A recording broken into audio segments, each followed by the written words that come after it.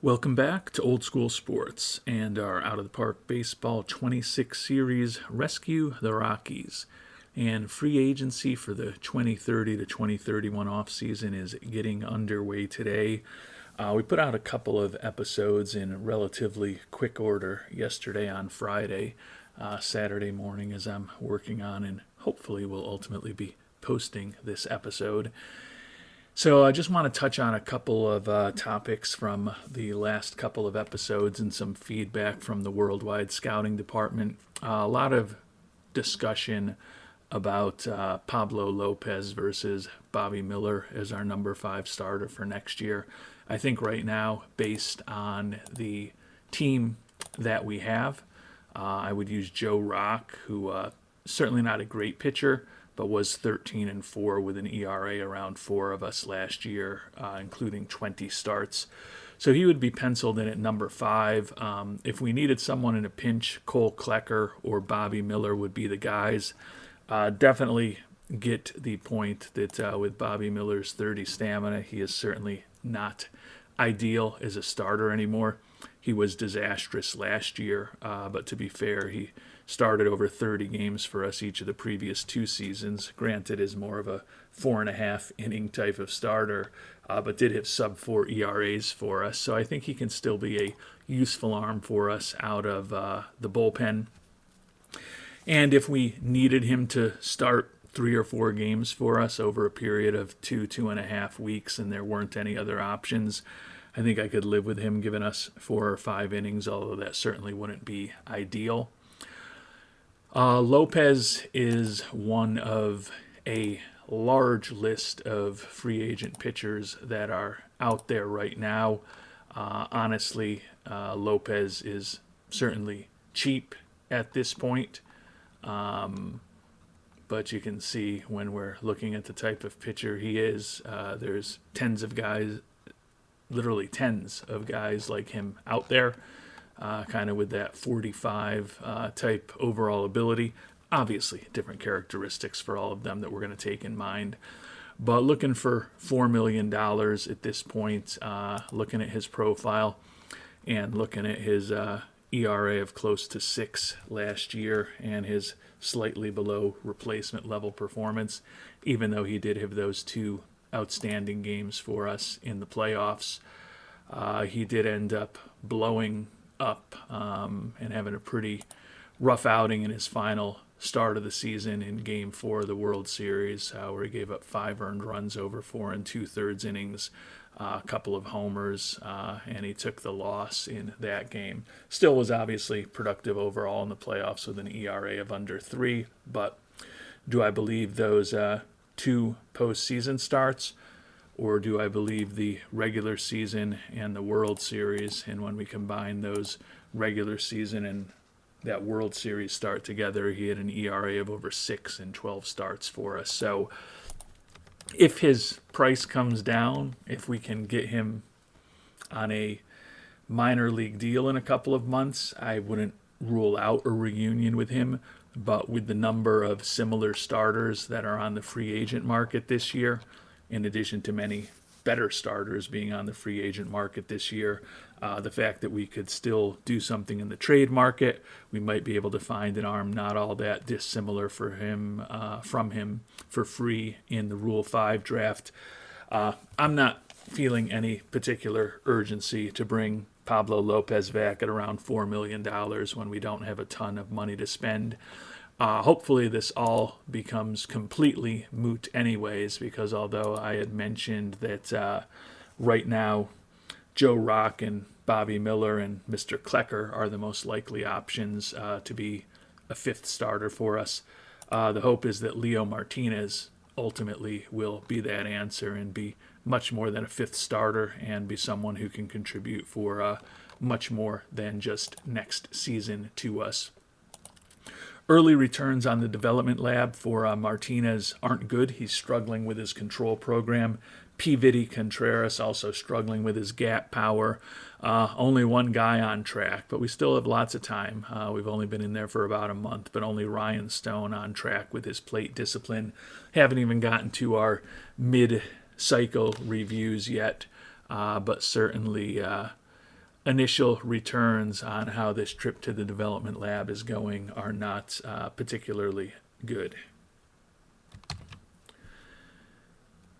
And we saw the players who are available on the free agent market and took a look at some of the top options right at the end of the last episode. Boy, I'm having trouble speaking clearly this morning.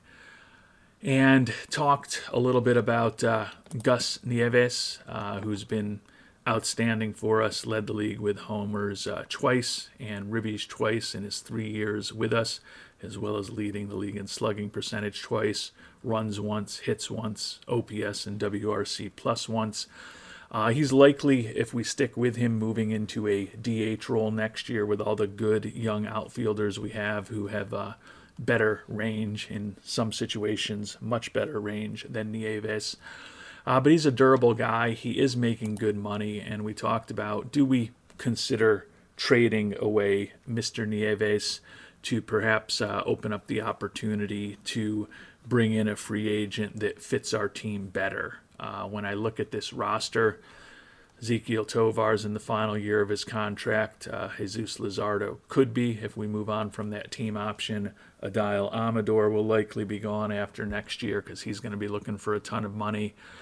Braden Nett is starting to get up there with what he's going to be doing arbitration, and then several other team options as well. So with Ezekiel Tovar potentially departing as our shortstop, the thought is, and has been over the course of the first several weeks of this offseason, we're going to try to have, hopefully, Tovar come back from that injury healthy. Still don't know exactly what he's going to look like on the other side of it. 4 weeks of recovery left. But with a healthy Tovar, potential final season from Neves, if perhaps maybe we're able to trade him when he's 30 years old next offseason. And then getting the youngster Kevin Roberts Jr. into the mix, could have the best middle of the batting order that we've ever had with this team. And if all of those guys are healthy and performing at their peak levels, or at least what we think their peak levels are, I don't think it would be even close that that's the best middle of the batting order that we've ever had. Definitely a lot of feedback and varying opinions on Neves. Those in the anti-Neves crowd are very concerned that a year from now, when he's 30, may have lost some of his power and essentially have no value in the trade market. Obviously could happen. I think my expectation is that when we looked at his trade value this year, it wasn't particularly impressive. We could get him off the books if we were willing to take a player who was much worse than him in return. But most of the offers for Neves were veterans with big contracts where we're not really saving much money by moving on from him. And I tend to think even a year from now, barring the worst case scenario, which there's some probability that that could happen, we can probably get Neves off the books if we need to. So that contributes to me kind of thinking maybe we stick to the plan, see what Neves, Tovar, and Roberts Jr. can do in the middle of the lineup. But there are interesting options out there. The top starting pitcher on the market is Jared Jones, 29-year-old, who has been a very good pitcher for Pittsburgh. Says he's looking for $34 million a year right now. Definitely a unique circumstance for someone still in his 20s who has been a very good major league starter with a 115 ERA plus and a 90 FIP minus over the course of his major league career. Won double-digit games for 4 straight years for the Pirates. Led the league in games started each of the past 3 years. Led the league in wins once. Definitely a unique opportunity to get someone like that who's still normal in terms of his injury proneness as a potential free agent. So if we decided to trade away Neves, bringing on a guy like Jared Jones is definitely an interesting option. And there's also a very potential interesting option as far as international free agents, and that's the third baseman, Willis Honeybear Alvarez. Don't love him defensively, but don't hate him defensively at third base. He is also a guy who could certainly play a competent left field, although probably need a little bit more than a competent defensive left fielder out there if in an ideal world in Colorado. But like the personality traits and think the bat could be very interesting. The home run power, similar to what we have from Neves, potentially with a better eye. Not going to put a ton of weight on the really good gap power just because his speed is so bad that I think he could still be a guy who would hit a lot of really long singles and really long doubles, but would certainly prefer more gap power than not, all else being equal, and looks like an average contact hitter who might strike out a little more than average, but still a very interesting option to consider. So ultimately, as I sit about here at the start of free agency, thinking about the beginning of three training, the beginning of free agency. Boy, you would think I was drunk this morning the way I am speaking. Maybe I'm having a aneurysm or something. Hopefully not. See three options for us to ultimately consider, and that's running things back with Neves, or if we trade Neves, reinvesting that money into Willis Alvarez, or reinvesting that money into Jared Jones. And there was a lot of nuance in the opinions we got from the worldwide scouting department on these different options. So I'm simplifying and certainly not sharing all of that nuance when I bucket the worldwide scouting department into what I think they ultimately came down in terms of their recommendations.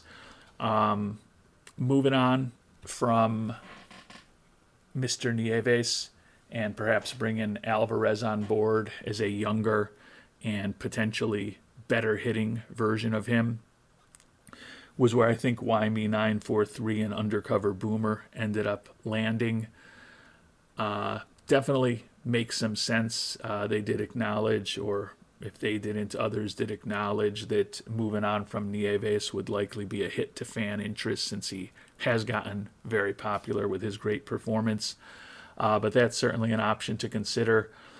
Bringing on a big-time starting pitcher is where I think Mark Downs and Alex the Tall kind of ended, which would also necessitate trading away Neves most likely, or possibly Ezekiel Tovar to get the money we would need to make that happen. But ultimately, the preponderance of the worldwide scouting department felt that keeping Neves around and then potentially trading him a year from now, as has been our plan, but trying to build on the 103-win season and reaching Game 7 of the World Series as we did last year by keeping him around, hopefully having an healthy Ezekiel Tovar on the team and a full season with Kevin Roberts was what most members of the worldwide scouting department who opined ultimately came down. Unmesh Data, Avery Shayam, Kyle B., Ian, Durbin, Dustin, Patrick DeBonis, and Mitch Fonstock all, I think, kind of ended up there with Neves, and that's where I end up to. Clearly, if we get more information on a guy like Alvarez from scouting him up, and he's still on the market around the winter meetings in a few weeks, we could reconsider things. If Jones lingers on the market, we could certainly reconsider things there. But I feel like our pitching with the good defense we have has been fine. Shader, former 6th-round pick, has become a guy who I think we're going to be building around for some time. We've got Martinez on the way, as we talked about, who hopefully will be another top-end pitcher for us that's homegrown. And then we've spent a lot of resources in the draft and the international amateur free agent pool over the past couple seasons, bringing some young pitchers into our organization as well. So 2 or 3 years ago, I would have killed for a guy like Jones to be available on the market. But given that our budget has not expanded the way that I had hoped, and given that I think our young pitching is in the best spot that it's been over the course of this series, feel a little less desperate to bring on Jones, but we'll continue to monitor him and Alvarez, and who knows, things can always change, but right now the plan is to stick with Neves and hope that we can finally put some real good talent around him. We should know by early January, hopefully, if Tovar's healthy and we've re-scouted him a little more about what he may actually look like on the back of that injury that's kept him out for over a season. So with that, as it often is for us, I think the start of free agency is going to be relatively quiet. We don't have a ton of money to spend, boosted the development budget a little bit more. So right now we're going to be running the same scouting and development we had a year ago. Still, obviously, several months before we need to lock those in, but have a little bit of financial flexibility. We'll certainly be keeping an eye on some starting pitchers. We'll certainly be keeping an eye on Orion Kerkering, who could ultimately help us in the bullpen, but I think the money he's looking for right now is just a bit too much for us to realistically achieve. And we'll keep an eye on the big ticket items too. The winter meetings start in about 2.5 weeks, followed by the Rule 5 draft, and then we'll likely finish up this episode meeting the IAFA pool. And we've made it to the start of the winter meetings, basically just been signing a few guys for some minor league depth. Jared Jones is still on the market, and the reported demand has gone down in years and dollars to 5 years at a little over $30 million a season. So from that perspective, he's certainly a slightly more interesting option than he was before. Orion Kerkering, our former reliever, still looking for about $12.6 million a year, wants a no-trade clause, wants to be the closer, and wants a 3-year deal. He was extremely effective as our stopper a year ago, but at that price tag, it seems like a little bit of a luxury for us. Willis Alvarez still on the market, still trying to get a higher level of scouting accuracy with him, which is taking some time. His demand, if anything, looks like it may have gone up a little. Only 4 years that he's looking for, around $36 million a season in average. He actually wants the opportunity to opt out after just 2 years.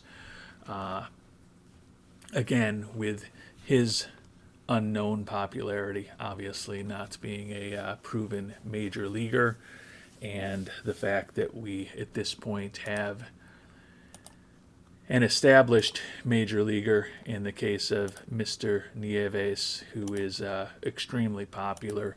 I think just in terms of building this organization the way that we want to over the next couple of years, running it back this upcoming season with Mr. Neves, and then perhaps taking the hit to fan interest from a better position of strength a year from now might be the approach. As we've talked about, some risk that the options for him aren't going to be quite as good as they are today, given that we're at the start of the winter meetings. Think that this is probably going to be the peak in terms of what we could get for Neves. And as I talked about at the start of the episode, looks like a lot of very good, expensive, and established major leaguers that we could get in return for him, which might be a way to go, but I don't think really is. The Mets, Padres, the Cardinals continue to be some teams that are also interested in him, although really outside of the Mets, just about everybody that we could get back from him would be a pretty significant contract that we would be taking on. So I guess at this point the hope is that if we do want to move on from Mr. Neves a year from now, that he has a very productive season this year, and that perhaps the Mets are still very interested in giving us someone younger and less expensive for him next year. Even if that's not the case, you look at some of these contracts, and Neves would have 3 years left next year. There are offers of guys like Wilyer Abreu in the final year of his contract, and multiple guys who only have a couple years left on their deals. Arbitration eligible player in the starting pitcher, Joe Whitman. So the hope is next year that we could still get most of his contract ultimately off the books if we do decide to move on.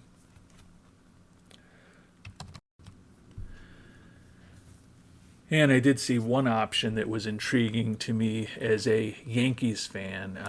Aaron Judge, in the final year of his deal, he's going to be 39 early next year.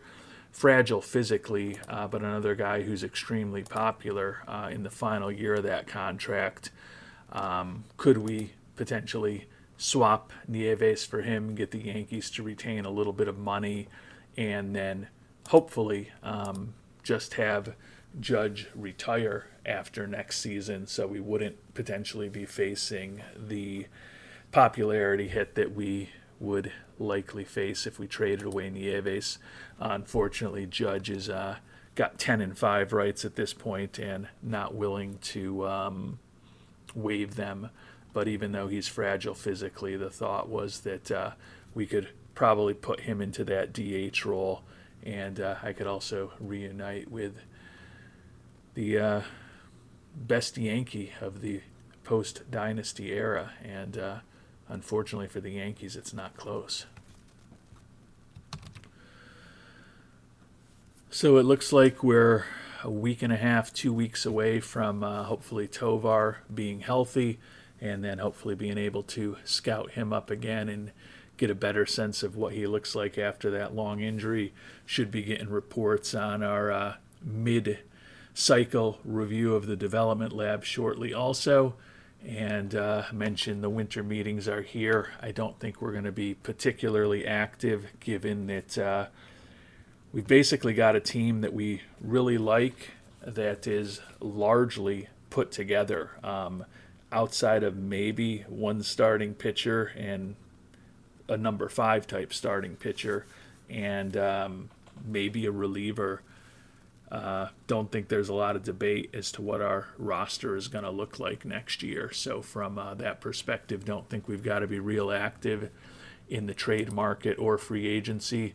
We've got the Rule 5 days from now when, as we talked about earlier, maybe there will be a guy who can compete to be a 5th starter for us that we'll be able to pick up.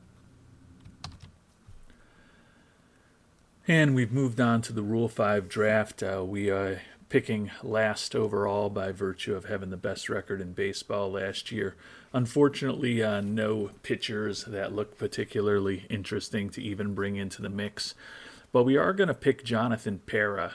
You probably remember him. We checked in on him a couple of months ago at the start of the offseason. He's a guy who we thought about in that first IAFA signing period back in 2026.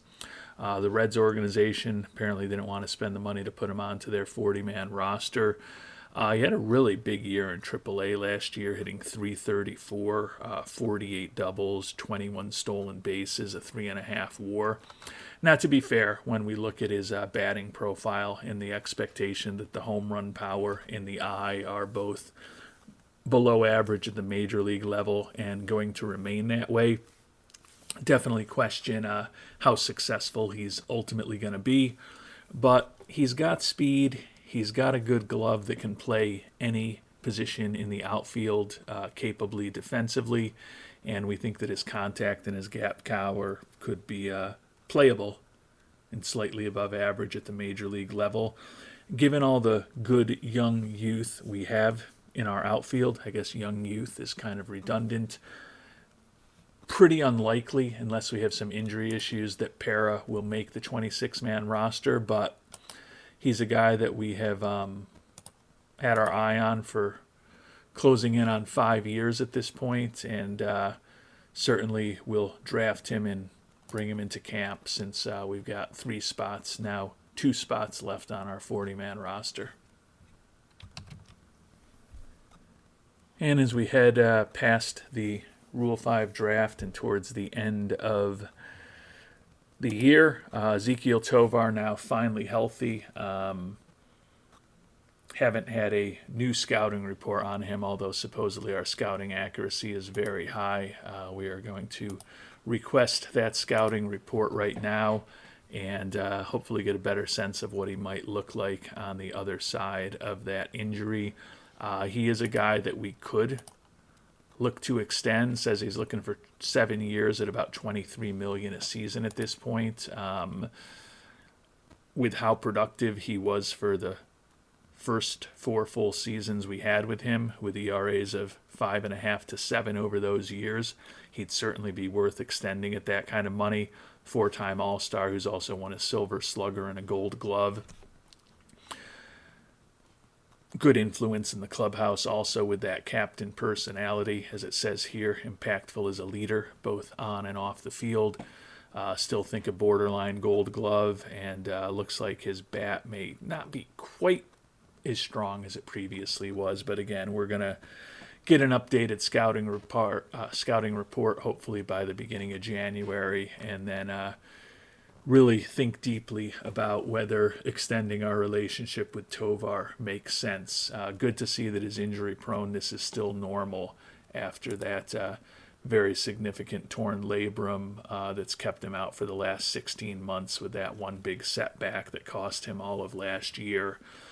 Seems like just one of those things, but he is going to be 30 years old in August, so want to make sure that if we do make a medium to long-term commitment to him, we've got as much information as possible. And we did get our updated scouting report back on Ezekiel Tovar. Still kind of looks pretty solid. The defense is still there. The speed is still there, although I think he may have lost a little bit of stealing aggressiveness. The personality obviously still there. The gap power still exceptional. The contact and the home run power kind of in the average-ish range. The eye a little below average. You know, if we look at what he was back before he got hurt in his last pre-injury report, would have been in August of 2028 at this point. 50 out of 55 contact, 60 out of 60 power, 40 out of 40 eye. So the contact is similar, the home run power a little lower, arguably the eye a little bit better. Overall ability a little bit lower, but it still seems like Tovar is that guy. And when we look at our middle infield, we've got Joey Ortiz. Milwaukee picked up his contract for this upcoming season. He's older than Tovar, going to be headed to free agency. And although he's also very good defensively overall, he's not as good as Tovar. I think it's unlikely we would bring him back after this year. Marcelo Meyer still has a few arbitration years ahead of him, but he's fragile physically and not as good an overall player as Tovar. And then Adael Amador, as we talked about, is heading into his final arbitration eligible season, also fragile physically. And Amador at this point is looking for $18 million a year over 8 years. As good as he is, at his peak, he's not Ezekiel Tovar. So I think that you could make an argument that when we think about our infield a year from now, Amador is gone, Tovar is gone, and Ortiz is gone. And if there's a guy that we want to try to keep and try to build around, I think it's Ezekiel Tovar. And the money he's looking for right now is not crazy at all, given how productive he's been. Certainly would expect him as he hits his 30s to start regressing a bit, but also can try to mitigate that a bit by perhaps not giving him quite as long a contract as he's looking for right now, putting in some team options. And I think in a perfect world, I'd like to front load that contract a little bit. We've got guys like Leo Martinez, Ryan Stone, Kevin Roberts that we've signed whose contracts don't get to crazy levels if they're as productive as we hope they could be, but they are your typical contract that's the same or more in each year. Got the same thing on the books with Drew Romo at this point. Neves is flat. But if we could front load Tovar a little bit, it will certainly impact our flexibility next year in the offseason and perhaps be the final nail in Neves' career with us. But I think given that these guys are the same age and Tovar is so much more important to us defensively and potentially also making almost $10 million a year less than Neves, that Tovar is probably the one to try to build around, particularly because that very strong up-the-middle defense has been so important to us. So he's looking for 7 years, averaging $23.2 million with a player option for the final season. He is an extremely popular player, so signing him could be a nice boost to fan interest as well. I'm going to try to structure something a little cheaper, a little shorter, a little more optionality for us. We'll see what Tovar thinks of it. So we've got an offer for Tovar that is slightly front-loaded. 6-year deal, averaging $20 million a year. Team options for the 5th and 6th seasons. We increased the minimum plate appearance bonus and lowered that.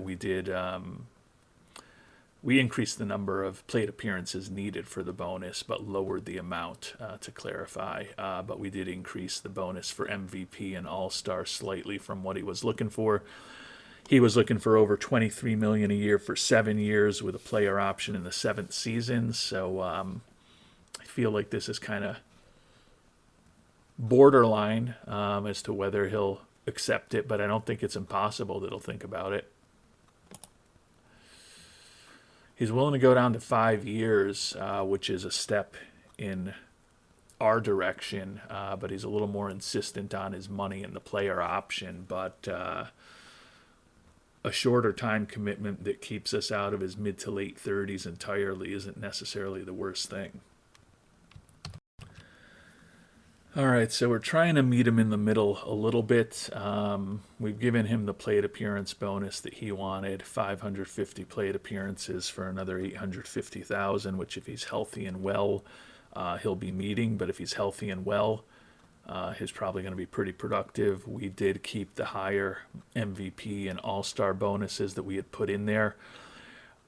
We switched it to a team option for the 5th and final year of the contract rather than the player option he wanted. And the average is $22 million, so just a little less than what he's looking for in terms of the average. So I'd say the big thing is we cut the money down on average by $1.2 million a year. We got the team option potentially for the final year of the deal, which helps us. Other than that, it was what he was looking for, so it's not too far off.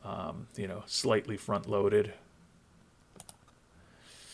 And he's insistent on what he wants, which I guess he should be, given his performance.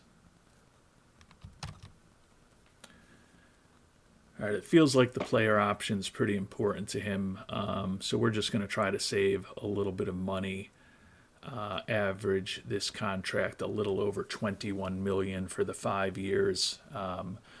So about $2 million a year less than what he's looking for, but everything else is exactly what he wanted for the player option for the final season, the promised role in the starting lineup, minimum plate appearance bonus, and the MVP and the All-Star bonuses that he wanted. So it's basically just cutting back the money a little bit and making the contract a little bit front-loaded. You could argue that with that lowest number in the final year, that increases the probability that he'll opt out.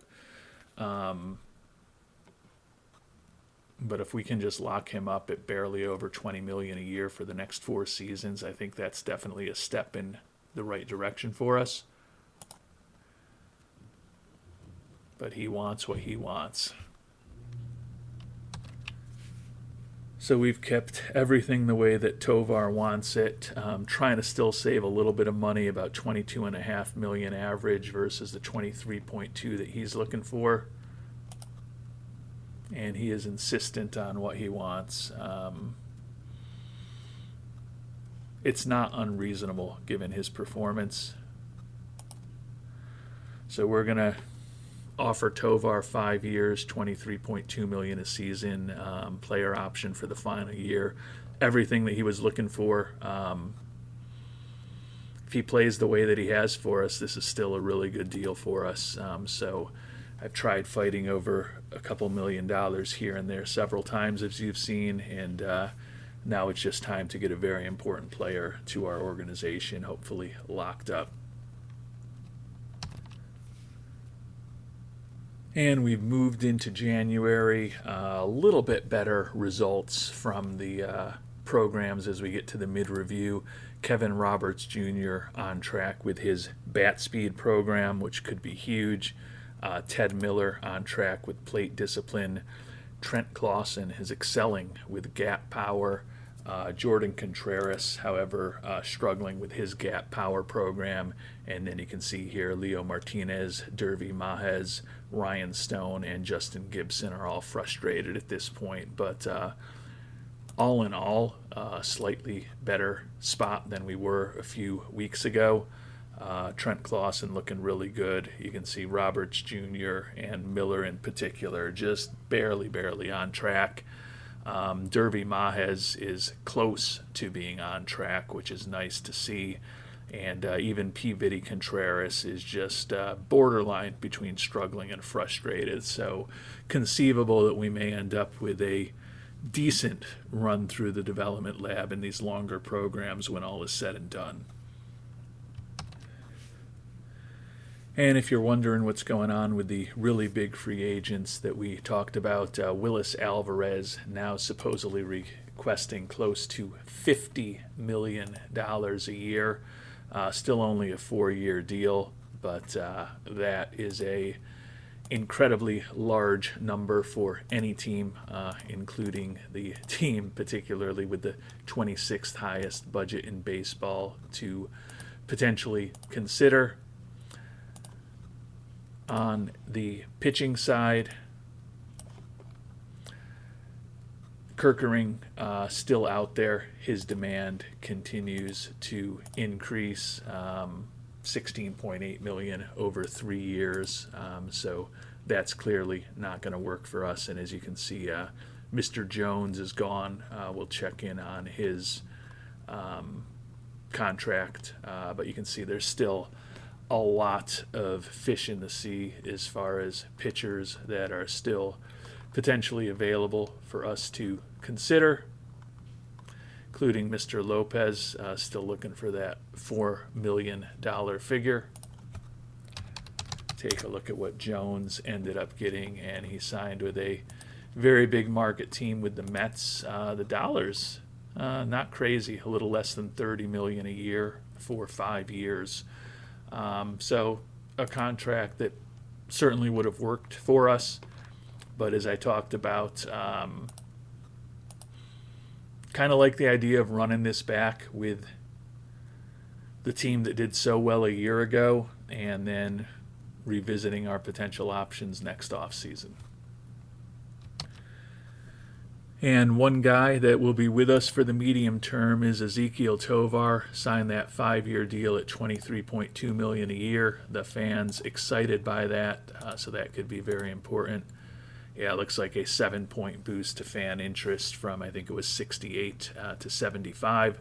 So really nice to see that on board. You can see we did lower our ticket prices a bit with Tovar in fold. Expected attendance is going to be 43,000 next year. A lot more revenue if we can keep this going. Focused a little bit on attendance because that's the only goal that we have to achieve this upcoming season. He wants us to get to 42, so it looks like with Tovar on board and the expectation that hopefully we're going to be pretty good on the field, unless we do take some other significant hits in the coming weeks and months to fan interest.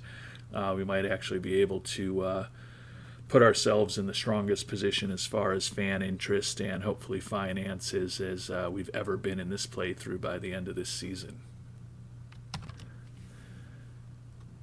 And we've made it to the start of the international amateur free agent period, which is where we'll finish up this episode and hopefully open it up to some feedback from the worldwide scouting department as to what you recommend we do.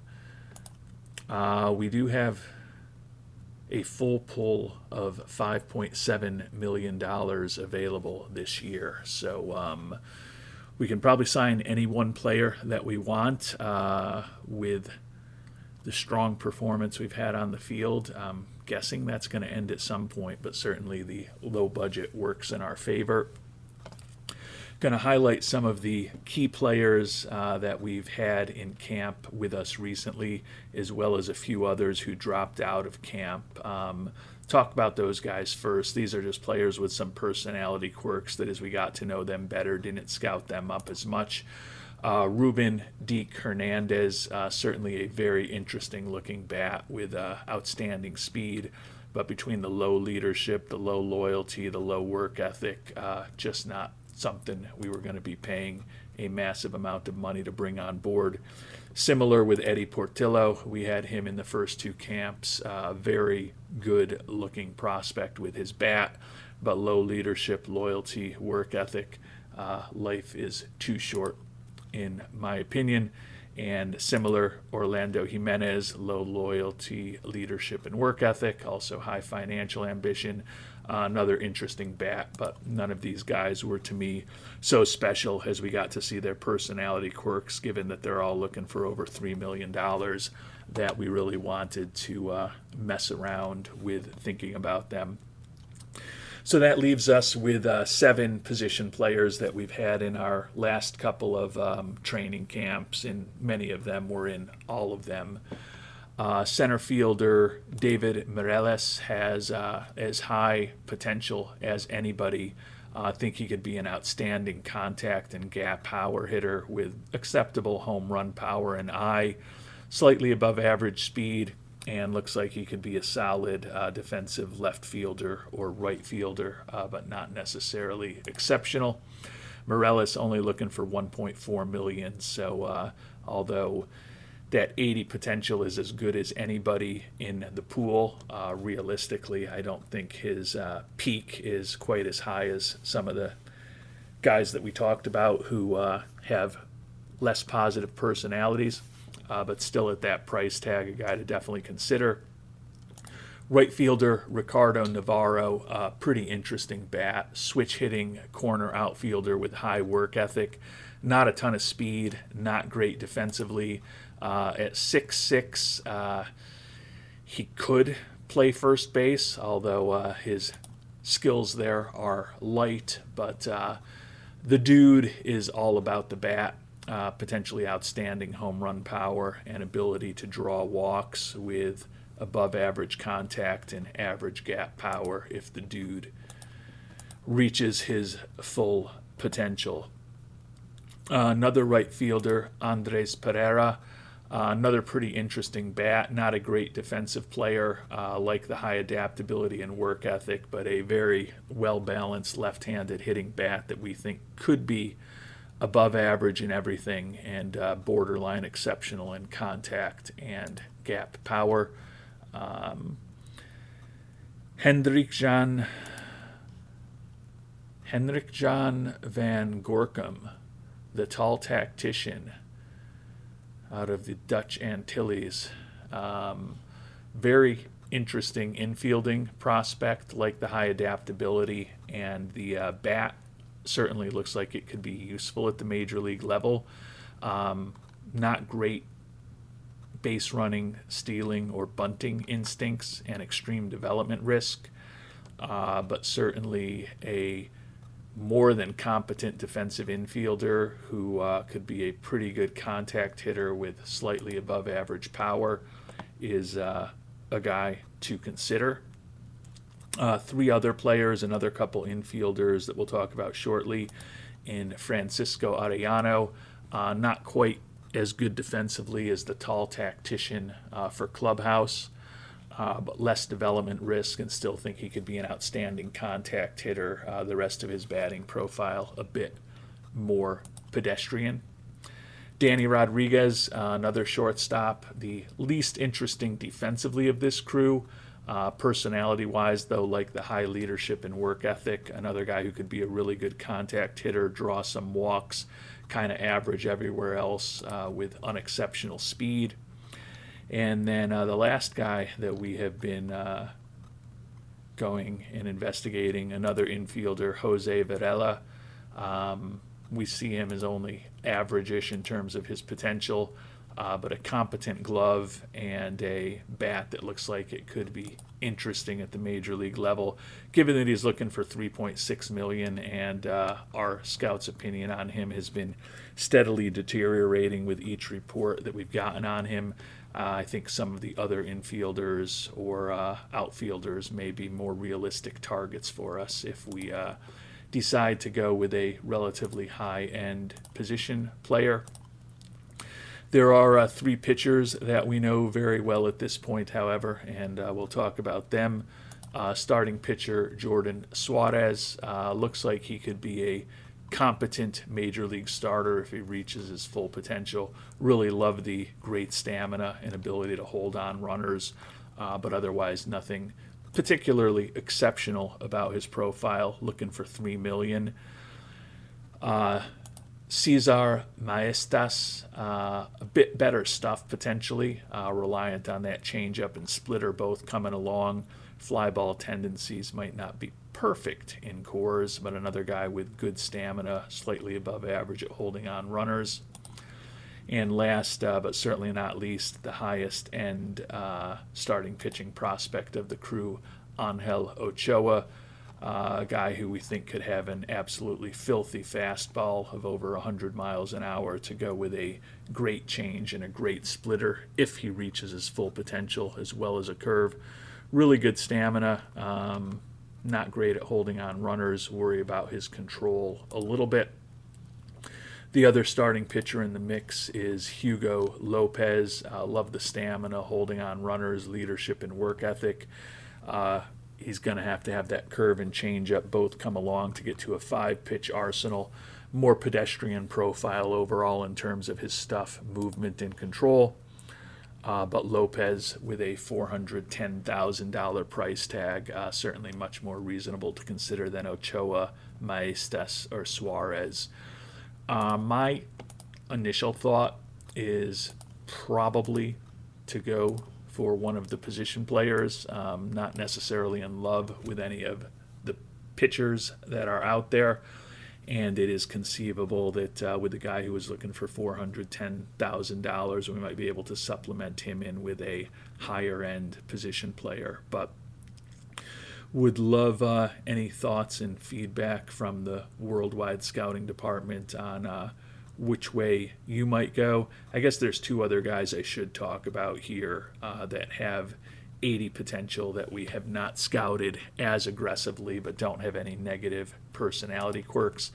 Second baseman Raul Rodriguez, potentially outstanding contact hitter, but don't love him defensively. Don't think he's really special enough that we've spent a lot of time focusing on him. Right fielder Danny Savage Tremino, really good contact hitter, competent corner outfielder. Not a lot of home run power, not a ton of speed either. But if any of you were wondering, figured I would show you the other guys that our scout thinks has as much potential as any player in this pool. And since he's the only guy on this screen we haven't talked about now, Vinny Alvarado. Don't know as much about his personality. Looks like he is a guy who can potentially play just about any position on the field. Really good contact hitter, not a great eye, however, average-ish in terms of his speed. Playboy Alvarado, looking for $2.8 million. Tend to think I'd go in a different direction. but obviously open to feedback from the worldwide scouting department. As I think about the outfielders, Pereira and Navarro are probably the two most complete hitters of the group that we're talking about. Don't love either of them defensively, but if we're just looking for a pure bat, hard to argue against either of those. Morales, I think, is probably the outfielder I like the most, though. That contact is, as you can see, potentially exceptional. Really great gap power potentially as well, and enough speed to take advantage of it. Better defensively than either of the other outfielders, and his power and his eye aren't bad, although they're not quite as good. I don't know that I'm in love with any of them, but at the price point, probably lean a little towards Morales over Navarro or Pereira, at least on this initial review. And then among the infielders, for the price point, a little less interested in Varela. He's kind of a mid-range option in terms of his defense compared to some of the others, but the offense doesn't really stand out. Like the switch hitting aspect, but nothing real special about his personality, and with a $3.6 million price tag, I don't think that's the way that I would go. Danny Rodriguez, really like the bat, but nothing special in terms of his infield or his outfield defensive skills. And I think if it was going to be all about the bat, given that and Rodriguez does have some positive traits with the switch hitting and the positive personality, but given that his glove as an infielder is just not special, kind of feel like Pereira and Navarro are better options if we're just going to go for a guy who is a pure hitter. Francisco Arellano, definitely like him. Really good contact hitter who we think can be average-ish at everything else. High work ethic and a glove that could play a lot of positions in the offense or defensively in both the infield and the outfield. Not necessarily going to excel at any positions defensively, but he's interesting. And I think I can actually pronounce his name properly now that I realize he's Dutch when I'm looking at him. But Hendrik Jan van Gorkum, to me, might be the most interesting of the infielders. Really like the defense, as we talked about. And the bat's interesting. Well above average contact and gap power with decent speed. We think there can be a little home run pop in the bat. The eye, not great. Does have that extreme development risk. But the glove is going to be there. He's got high adaptability, and we invest a lot in scouting and player development. So I think you can make an argument for Morales or Van Gorkum as potentially really well-rounded players. I think Navarro and Pereira, as we talked about, are the bats. Don't hate Arellano. Probably less inclined to go after Rodriguez or Varela among the infielders, but I could certainly be convinced otherwise, and I'm sure that I'll get some good feedback from the worldwide scouting department over the next day or so, and I also intend to spend a lot more time thinking about this on my own, and hopefully we'll end up making good decisions in the IAFA period. But the off-season continues. The big move, of course, is getting our shortstop, Mr. Tovar, locked up for the next 5 years. And the fact that we didn't go after the pitcher Jones, we're not going after the international free agent. We're going to run things back with Neves and hopefully a healthy Tovar and a young Kevin Roberts Jr. to hopefully deliver the best offense that we've ever had with this Rockies team. And we'll find out how the IAFA period goes and the offseason continues in our next episode. Until then, thanks so much for watching, and hope you have a great day.